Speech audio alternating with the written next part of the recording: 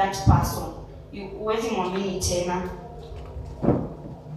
Letting go means trusting that God's plan is better than ours, even when we can't see the full picture.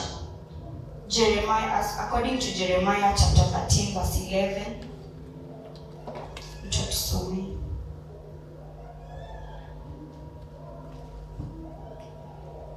Jeremiah 13:11.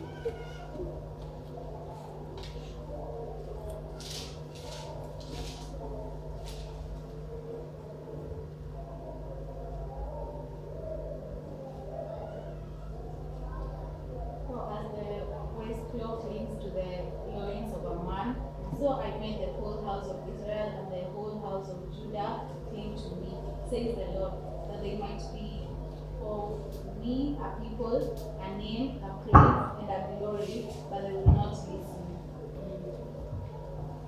Amen. Amen.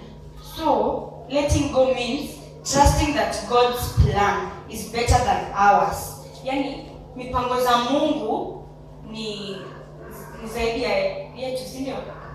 Yes. Hata kama tuone the full picture. Yani, si lazima uone everything, as in uone kila kitu vile wewe unataka.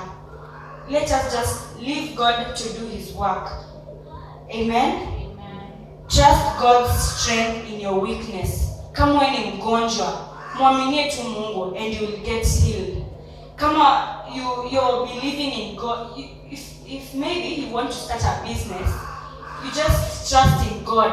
Kwanza mimi, for example, I do things na imani. Hata I normally hata kama nataka kusuka na sina pesa, I'll just say tunashuka kwa imani. Na by the end of the week, hata sijui vile pesa ilijaa, unapata umesuka, unapata kama yani you just inaweza kaa funny, as in a funny way. You're saying it jokingly maybe.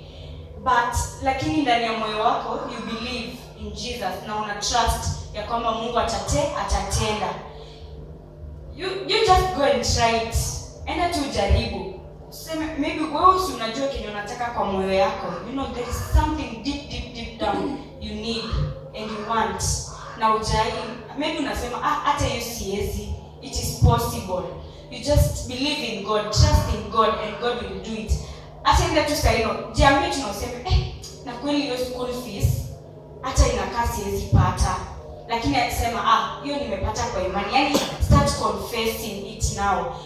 And the Bible says whatever you confess is what you possess. Kile unasema ndio itatendeka. Amen. Amen.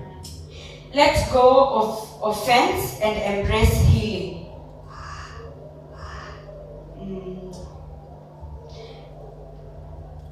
Letting go is not about losing control. It is about handing control to the one who holds the whole world in his hands. Inafaa you trust in God for him to do everything for you. As in, let go haimaanishi lose control ati yani umesema kwa mfano I leave everything to God. Haimaanishi ati huyu amechanganyikiwa ati sasa ajui cha kufanya, sasa ameamua arushie Mungu nini zake. No, it's about handing control to the one who owns the world. And umeachia Mungu akutendee.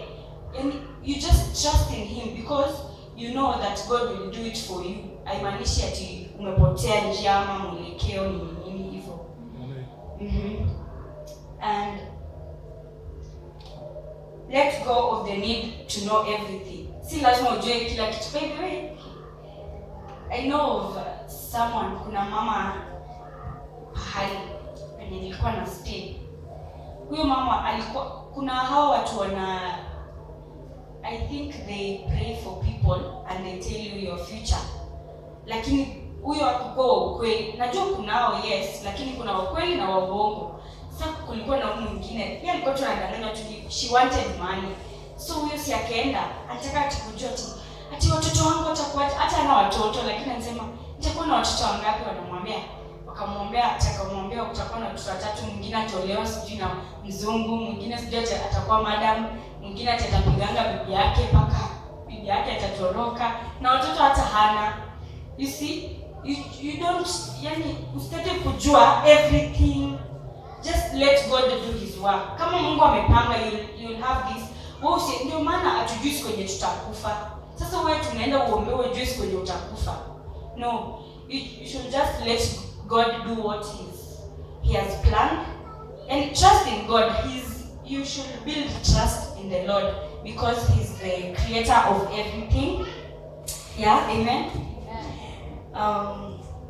Let God fill our empty jars. Psalms chapter 23 verse 5. Psalms 23:5.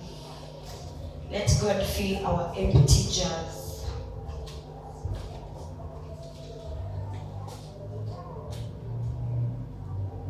So, like the temple before me, in the presence of my enemies, so anointed my head with oil, and my cup overflows. Yeah, praise God.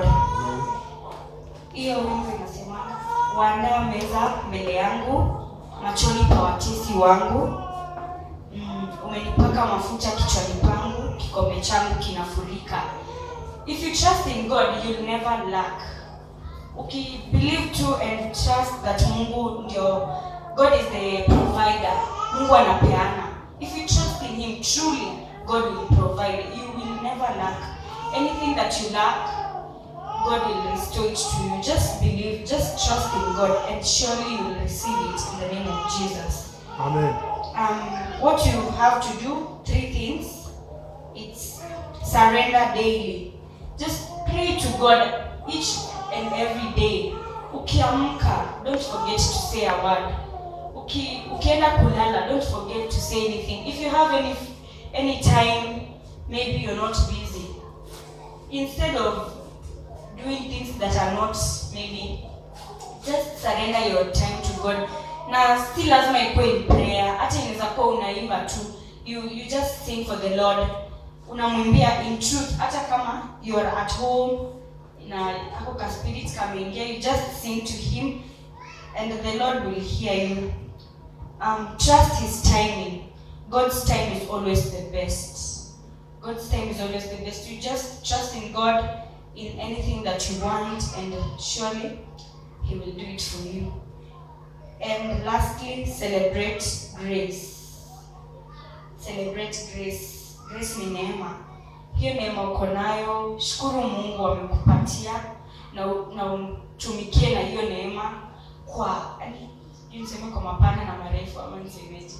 You just celebrate the grace, celebrate hiyo neema yenye Mungu amekupatia, and truly God will bless you all.